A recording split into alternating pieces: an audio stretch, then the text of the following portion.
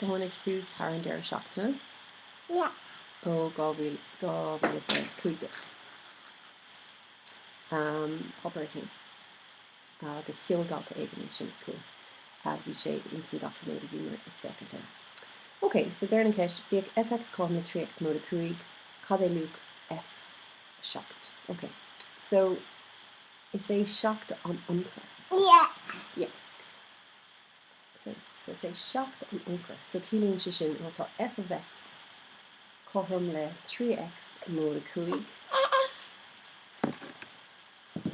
An sin bíon f seacht chum le 3 fá seacht mód a cuaig. Is é sin feidhmeanna mód a cuaig. Is é sin feidhe sé.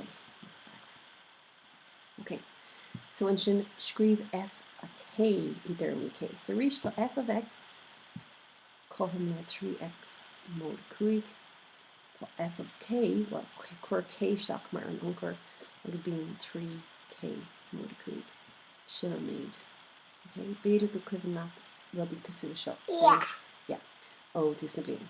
Agus de ragar chud bí á úsáid got nó ar chlia feigean luc ar k a ágan go bhfuil f of k chum le k.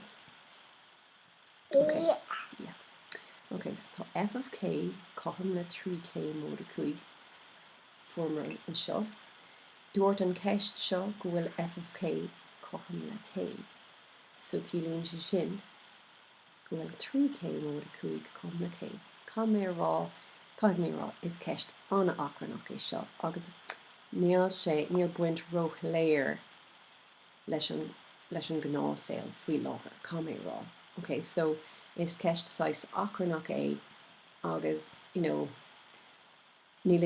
is gom céim fág go bhfuil siad a chur na ceist mar seo ar an tastra sóiseach. Cá mé rá. Arénos.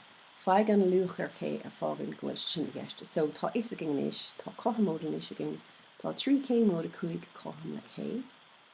So tá mud a gírig álamach cad é k. Feig an luc ar k. So inis. Tá snig le seo. Tá mé chun fáilréid leis an k seo.